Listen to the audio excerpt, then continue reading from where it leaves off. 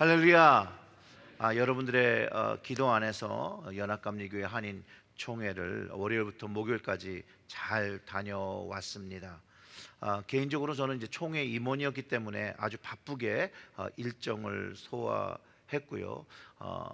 육신적으로는 되게 피곤하고 힘들었습니다.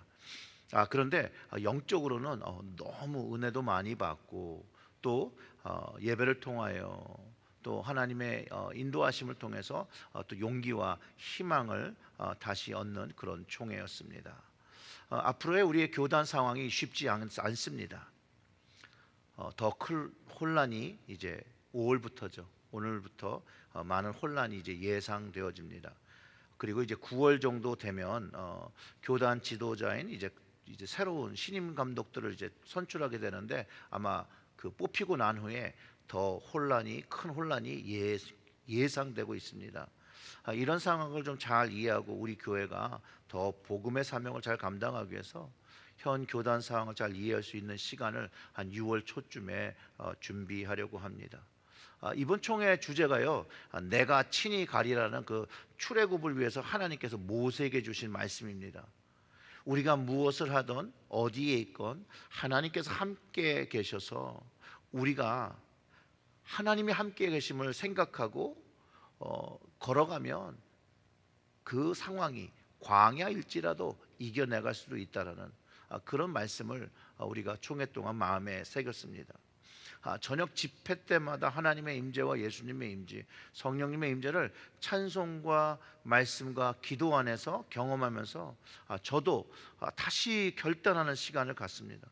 그 교회의 주인 되신 주님께 모든 사역과 그 방향을 맡기고 순종해야겠다는 마음으로 다시 헌신을 했습니다. 그리고 이제 오늘 이제 주일 예배를 준비하는데 사실 이번 주일 예배는 유아 세례도 있고 컨퍼메이션, 견신례라고 하죠. 입교하는 그런 예식이 있고 또 오늘이 또 어린이 주일이니까 설교를 어느 방향에 맞춰서 해야 될지 되게 고민이 많이 되더라고요. 그럴 때 제가 이제 좀 생각을 한 게 이 유아 세례든 견신례든 이 세례의 중심에 성령이 역사하시는 예식이라는 것을 제가 감동으로 얻고 그래서 오늘 제목이 성령님은 이렇게 제목을 정했습니다. 유아 세례는요, 우리가 받았던 처음에 유아 세례는 부모님에 의해서 받은 거지만 믿음의 고백이 된다는 그 결정을 이제 13살 때 견신례를 통해서 입교하며 주님 앞에 드리는 예식을 하는 것이죠. 이 예식을 주관하시는 이가 바로 하나님이시고 그 하나님께서 그 거룩한 영을 우리에게 부어 주신다라는 말씀이 오늘 우리가 읽었던 그런 말씀이죠. 그 말씀처럼 기름을 부으신 이가 하나님이시고 우리 마음에 성령을 주셨다라고 합니다. 이 말씀은요, 믿는 자에게 너무나도 중요한 말씀입니다, 여러분. 세례를 받은 이들과 세례를 받을 이들에게 모두 중요하고 우리가 믿음 생활을 하는데도 이 말씀은 너무나도 중요한 말씀이니 여러분 꼭 기억하시기를 부탁드립니다. 그 첫 번째가 뭐냐면 하나님은 우리에게 성령을 주셨다라는 거예요. 사랑하는 성도 여러분, 하나님께서 주신 그 성령을 받으셨습니까? 오늘 고린도후서 1장 그 21절과 22절의 말씀을 다시 보면 이렇습니다. 우리를 너희와 함께 그리스도 안에서 굳건하게 하시고 우리에게 기름을 부으신 이는 하나님이시니 그가 또 우리에게 인치시고 보증으로 우리 마음에 성령을 주셨느라. 아멘. 성령님은요, 우리를 굳건하게 하십니다. 굳건하게.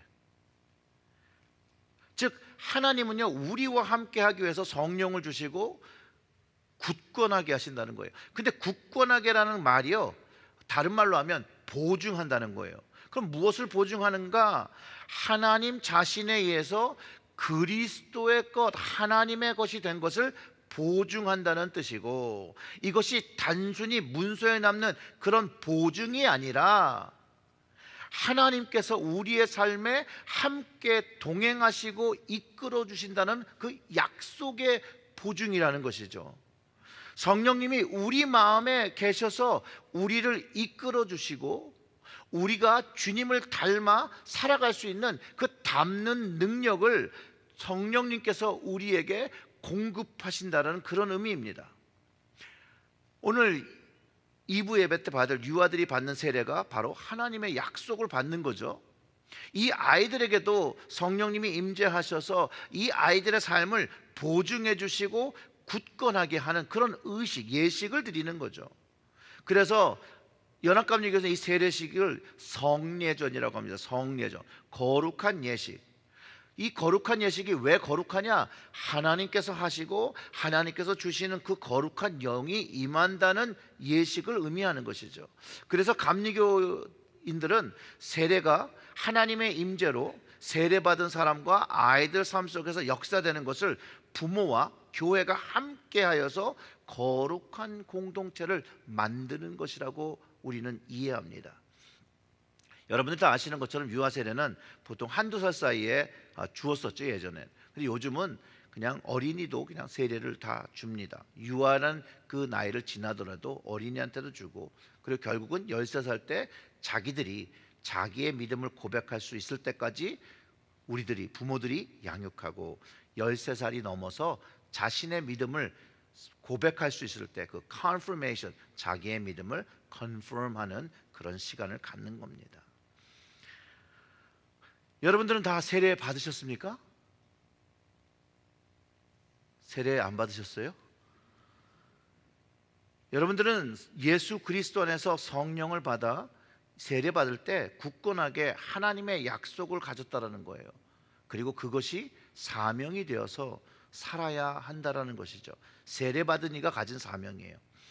세례는 단순한 예식이 아닌 이 세례를 통해서 우리가 내가 누구인지, 나의 삶의 목적이 무엇인지를 깨닫게 하는 예식이에요. 그렇기 때문에 어떤 세례식에, 내 세례식이 아니라도 남의 세례식을 참여하더라도 이 세례 예식을 통해서 다시 한번 하나님 안에 내가 누구인지, 내 삶의 목적이 무엇인지를 다시 한번 생각해 볼 수 있는 시간이 되어집니다. 우리 모두는요, 하나님과의 언약으로 이 체리힐 제일교회로 거룩한 공동체를 이루고 있습니다. 그리고 우리의 공동체는 믿음은 주님을, 예수 그리스도를 고백하는 믿음으로 모여 있습니다. 이것이 철저하게 고백되어져야 됩니다. 왜냐하면 우리의 모임은 우리 개인의 이익과 목적을 가지고 모이지 아니하고, 우리의 모임은 주님의 이익과 목적을 위해서 모였다라는 것이에요. 그리고 우리가 받은 세례는요, 우리가 잘하고 능력이 있기 때문에 받을만 하기에 받은 것이 아니라 하나님의 은혜와 사랑으로 주어진 것을 받았다라는 것을 꼭 알아야 합니다. 그래서 우리가 죄인인 것을 고백하고 주님의 구속의 은혜를 받을 수 있는 것을 세례로 다시 한번 확증하고 하나님의 사랑을 보증받는 시간이라는 것이죠. 성령님은 이 받은 세례의 의미가 무엇인지를 우리에게 끊임없이 우리와 함께 하시면서 가르쳐 주시고, 그리고 보증해 주시고 굳건하게 하신다라는 거예요. 즉 성령님은 늘 우리 안에 계시면 우리가 예수 그리스도와 함께 하심을 알려주고 가르쳐 주신다라는 거예요. 세례는요, 나의 허물과 죄를 인정하고 나의 죄와 허물을 사하여 주신 예수 그리스도를 따라 살겠다라고 고백하는 시간이에요. 근데 그 고백이 그냥 나 혼자 기도하면서 하는 게 아니라 대중 앞에서, 퍼블릭 앞에서 그렇게 살겠습니다 라고 고백하는 시간이라는 거예요. 그래서 세례에 보이는 증표는 물이죠. 이 물은 그 베프티스멀 폰트에 옮겨서 아이들 머리에까지 부어져서 죄가 씻어지고 깨끗해지는 것을 다시 한번 기념하며 그것을 마음에, 영에 새기는 것입니다. 예전에는 강이나 이런 데서 전신이 잠기는 그런 세례를 거행했었죠. 그러나 기본의 뜻과 의미는 물의 양, 그리고 사람이 잠기는 그 양과 시간에 달린 것이 아니라 여러분, 세례는 하나님이 하신다라는 거예요. 하나님이 하신다는 것이 더 중요하기 때문에 세례가 사람의 손을 통해서 이루어지는 것이 아니라 하나님의 손에 의해서 행해지는 것을 여러분 믿을 때 하나님의 역사가 경험됨을 믿으시기를 주님의 이름으로 축원합니다. 오늘 말씀 속에서 그 기름을 부으신 이가 하나님이죠. 하나님의 그 기름 부으심이 나에게 경험되어진다는 거예요. 하나님의 역사가, 그분의 터치가 경험되는 것이에요. 목사인 제가 내가 성부와 성자와 성령의 이름으로 세례를 주노라 하는 그 말을 선포할 때 단순히 머리에 물을 적시는 것이 아니라 그 순간에 하나님께서 기름을 부어주신다는 것이에요. 그로써 굳건한 약속을 얻게 되고 하나님 나라의 자녀로서 그 삶이 시작됨을 알려주는 것이죠. 즉 세례의 중심적인 메시지는 세례를 받은 사람의 삶이 하나님의 사랑과 은혜에 붙잡힌 바 된다는 것을 가르쳐주고 있다는 거예요. 그래서 오늘 본문의 말씀이 우리를 너희와 함께 그리스도 안에서 견고케 하시고 굳건하게 하시고 우리에게 기름을 부으신 이는 하나님이시니 그가 우리에게 인치시고 보증으로 우리 마음에 성령을 주셨느니라 하신 그 말씀에 계신 하나님이 우리의 삶에서 경험된다라는 거예요. 우리의 삶을 통해서 그것들이 경험되어지는 것을 말해주는 것이에요. 그렇기 때문에요, 세례는요 한 번 치러진 일회성의 예식이 아니에요. 세례는요 우리의 삶에서 성령님을 경험하며 하나님과 동행하는 삶의 시작이라는 거예요. 시작. 유진 피터슨이라는 분이 말하기를 우리의 삶의 여정은 한 방향으로만 가는 아주 길고 천천히 걷는 걸음입니다. 삶의 여정은 길고 아주 천천히 걸어갑니다. 결혼을 한번 생각해 보세요. 한 쌍의 부부가 결혼을 하고 부부란 연으로 묻고 삶이라는 것으로 이제 풀으며 살게 됩니다. 맞죠? 한 쌍이 부부가 아내와 남편으로 연결되어서 죽음이 갈라놓을 때까지 산다라고 예식에서 서약을 하게 됩니다. 죽음이 갈라놓을 때까지라고 언약을 한 것이죠.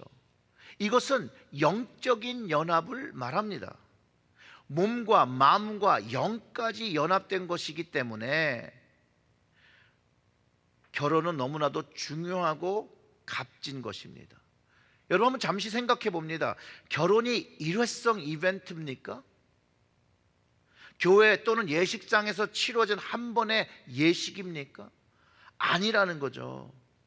결혼식은 새로운 삶의 문을 활짝 열어놓는 비기닝이라는 거예요. 시작이라는 거예요. 그리고 이제 결혼한 부부가 삶을 함께 살아가는 것이라는 것이죠. 그렇기 때문에 결혼은 삶의 여정과 전체를 의미한다고 이 유진 피터슨 목사님 말씀하셨는데 세례도 그와 똑같다는 거예요. 결혼이 일회성 이벤트가 아니고 결혼한 후에 서로에게 영향력을 끼치고 사는 거죠. 좋은 영향력을 끼칠 수도 있고 나쁜 영향력을 미칠 수도 있어요. 어쩌면 다 여러분들 살아보면서 경험해 보는 것이 아닙니까? 근데 상상을 한번 해보세요. 결혼을 했는데 배우자가 나를 너무 힘들게 해요. 매일 화내고 짜증내고 술 먹고 때리고 소리 지른다라면 그 결혼이 어떻겠어요? 그 결혼의 영향력이 어떻겠어요? 너무나도 안 좋은 영향력을 갖겠죠. 우리 현실의 결혼은 두 가지, 좋은 영향력도 받고 나쁜 영향력도 받을 수 있어요. 이 두 가지를 다 가지고 살아갈 수 있어요. 만약 결혼이 일회성 이벤트가 아니라 삶이기 때문에 이렇게 길고 천천히 걸어가는 걸음처럼 가는 길이기 때문에 서로에게 영향을 받는다는 거예요. 세례도 마찬가지라는 거예요. 이것이 일회성 이벤트가 아닌 결혼과 같은 삶의 여정이라는 거예요. 근데 배우자가 다르다는 거죠. 배우자가 신랑 대신 주님, 완전하신 하나님이시기 때문에 그 하나님과 묶여 살면 좋으신 하나님의 선한 영향력만을 받으며 살기 때문에 그 하나님과 함께하는 삶은 선한 영향력으로 변화되어진다는 것을 가르쳐주고 있다는 거예요. 그래서 우리는 사실은 이 세례를 하나님과의 영적 결혼이라고 표현해도 저는 좋을 것 같습니다. 그리고 아이들이 부모님을 통해서 이 영적 신앙적인 영향력을 자신의 믿음으로 고백할 때까지 경험하게 되는 것이죠. 여러분, 성경도 하나님이 남편 되신다라고 구약에서 이사야 54장 5절에 이는 너를 지으신 이가 내 남편이시라 그의 이름은 만군의 여호와시며 내 구속자는 이스라엘의 거룩한 신이시라 그는 온 땅의 하나님이라 일컬음을 받을 것이라 이러면서 하나님이 우리의 남편 되심을 말해주고 있고, 신약에서도 계시록 19장 7절에 우리가 즐거워하고 크게 기뻐하며 그의 영광을 돌리세 어린 양의 혼인계약이 이르렀고 그의 아내가 자신을 준비하였으므로 라고 말하면서 우리가 하나님과 주님과 영적인 결혼의 관계로 살아가는 것을 설명하고 있다는 거예요. 그리고 지금부터 영원까지 하나님께 묶임 바 되어 가는데, 묶임 바 되어 선한 영향력을 받으며 살아가는데 그것이 언제 시작되냐? 세례라는 그 고백, 그 예식을 통해서 시작된다라는 것이에요. 그 후에 하나님을 매일의 삶에서 경험하는 것이라는 거예요. 그때 그 매일 하나님과 살아갈 때 그 영향력을 받게 된다라는 것이죠. 오늘 말씀이요, 성령님이 우리의 마음에 부어져서 매일의 삶에서 하나님을 경험하고 주님을 가까이하고 주님을 닮아가며 주님의 모습, 그 거룩함을 경험하는 것이라고 가르쳐주고 있다라는 것이에요. 그러기 위해서 성령님은 어디에 계시냐? 우리 마음속에 거하신다라는 거예요. 성령님은 우리 마음속에, 내 마음속에 거하는 거예요. 성령님이 우리 마음에 계시면 여러분 어떤 일이 일어날까요? 이탈리아의 안제라는 사람이 이렇게 얘기를 해요. 성령이 어떤 사람의 영혼에 부어지면 성령은 그 사람의 외양도 완전히 정숙하게 한다. 이 일이 일어나지 않는다면 그것은 거짓일 뿐이다. 즉 성령이 임하시면 우리의 마음도 바뀌고 우리의 외적인 그 삶의 모습도 바뀐다라는 것이에요. 마음에 부어진 성령님으로 인해서 그 삶의 외적 모습까지 변해야 성령님께서 그 마음에 부어진 사람이라고 말해주고 있다는 것이죠. 사랑하는 성도 여러분, 우리는 진실로 성령을 우리 마음에 받은 사람들입니까? 근데 만약에 우리의 삶의 외적 모습이 변하지 않았더라면 우리는 우리 마음에 부어진 그 성령님의 말씀에 순종하지 않고 있다는 것을 가르쳐 줄 수 있다는 거예요. 반드시 부어졌는데 내가 내 외향이 바뀌지 않고 있다는 것은 내가 순종하지 않거나 내게 성령이 없거나 둘 중에 하나죠. 그죠?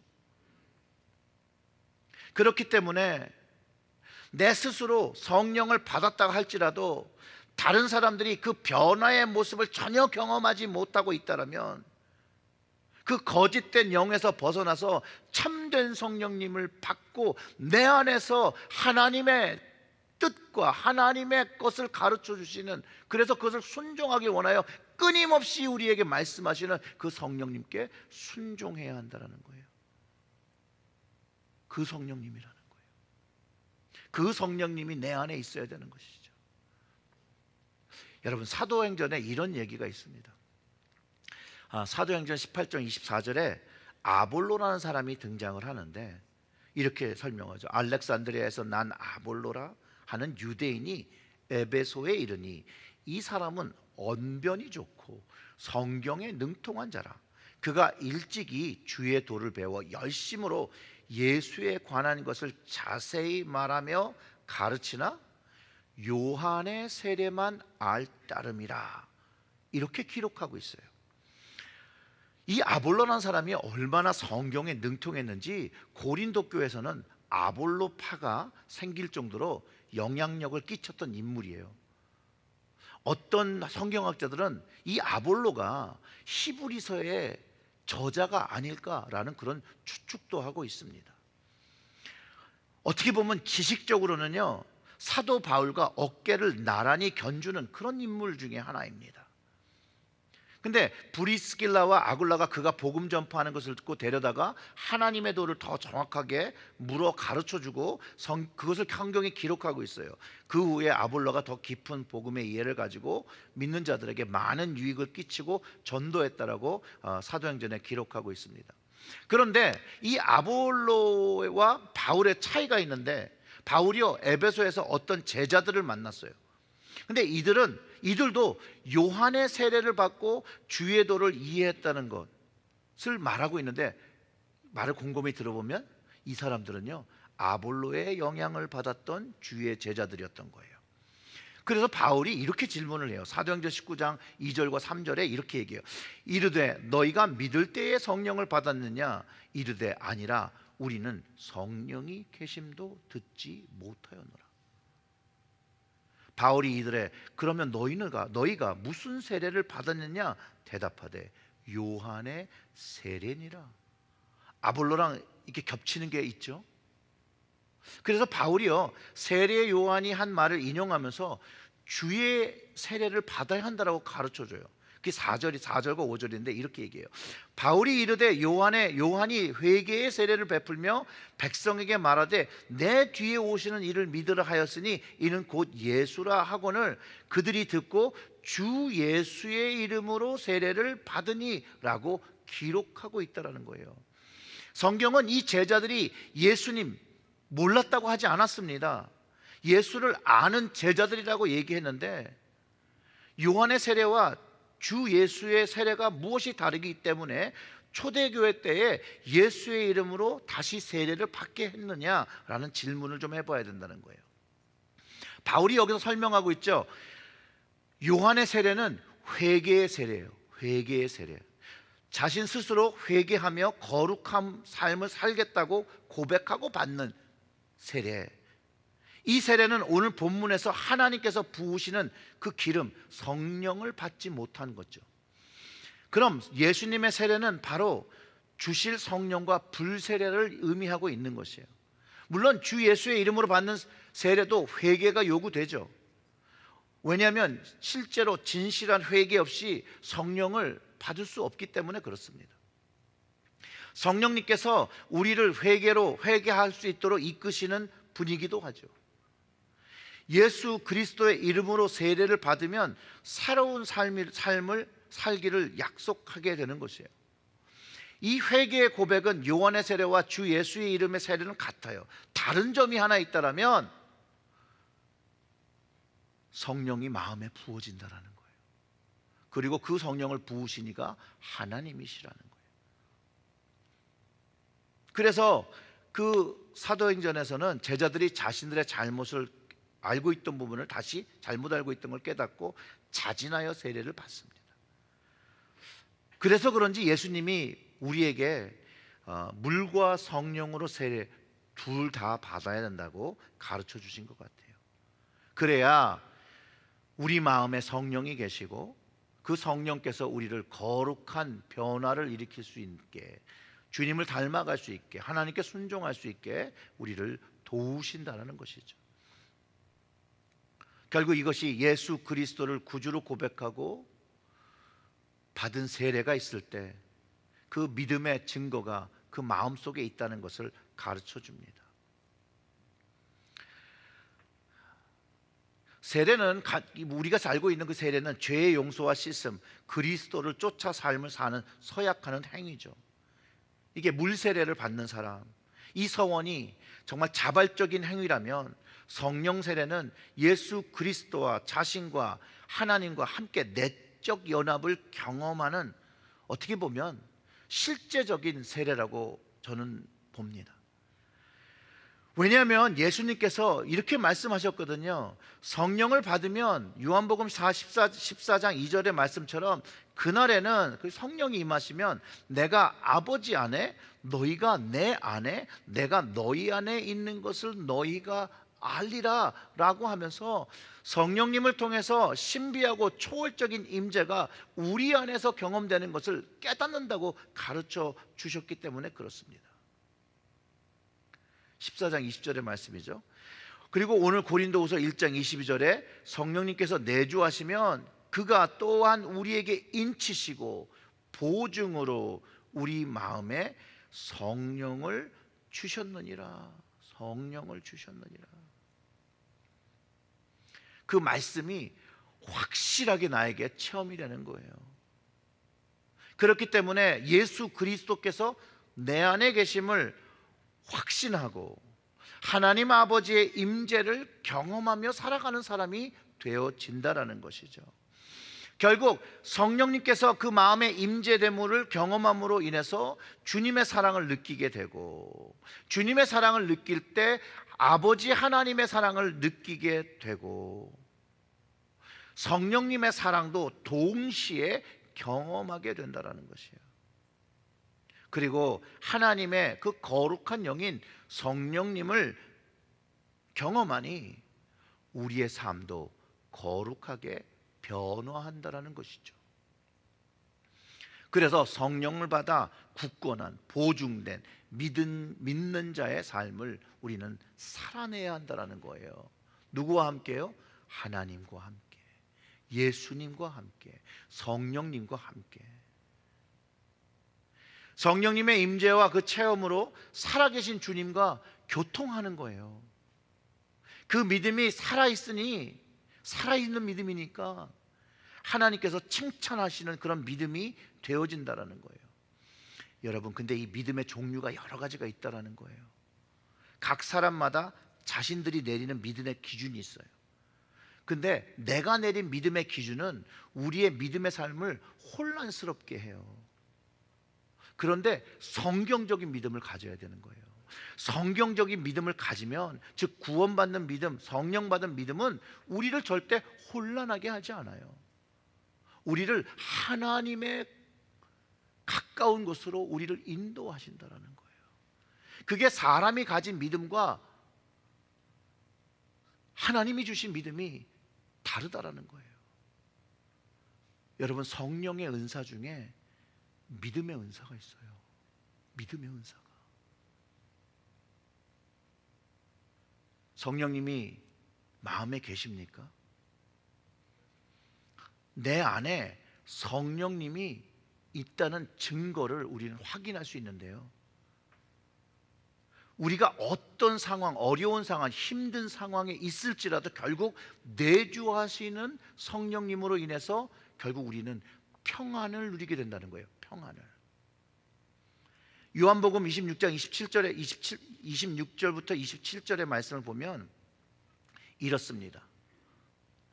보혜사 곧 아버지께서 내 이름으로 보내실 성령, 그가 너희에게 모든 것을 가르치고 내가 너희에게 말한 모든 것을 생각나게 하리라. 그 다음 말씀이 이거예요. 평안을 너희에게 끼치노니 곧 나의 평안을 너희에게 주노라. 내가 너희에게 주는 것은 세상이 주는 것과 같지 아니하리라. 너희는 마음에도 근심하지 말고 두려워하지도 말라. 사랑하는 성도 여러분, 성령님이 내 안에 내주하시면, 내 안에 계시면, 내 마음에 있으면 내가 지금 처한 상황에서 근심하지 않게 된다는 거예요. 근심할 일이 있는데 결국 성령님으로 해서 근심하지 않게 되고, 성령님으로 인해서 두려워하지 않게 되고, 성령님으로 인해서 미워할 일이 있는데 미워하지 않게 되고, 화내지 않게 되고, 싫어하지 않게 되고, 짜증내지 아니하게 되고, 외롭지 아니하게 되고, 혼자 있지 아니하게 되고, 누구와 함께 있다라는 거예요? 하나님과 주님과 함께하는 것을 경험하게 된다라는 거예요. 하나님 아버지와 예수님과 성령님 모두 계심을 체험하며 하나님이 부어주시는 그 성령의 은혜, 그 기름 부으심으로 인해서 세상 사람들이 생각하고 느끼고 표현하는 방법과 행동이 아니라 하나님이 주시는 은혜를 경험하고 위로받고 희망을 바라보며 다른 모습으로 살아가게 된다라고 가르쳐 주는데, 이것이 성경이 말하는 거룩한 삶이라는 거예요. 거룩한 삶. 성령님께서 우리 마음에 은혜를 주시며 그 성령님을 통해서 우리의 삶을 굳건하게 하신다라는 거예요. 외로울 때 하나님께서 성령님을 통해서 이렇게 말씀하시는 거라는 거죠. 내가 너를 사랑한다. 나의 사랑하는 딸아, 나의 사랑하는 아들아, 내가 있다. 외로워하지 마라. 두려워하지 마라. 그렇게 말씀해 주신다라는 거예요.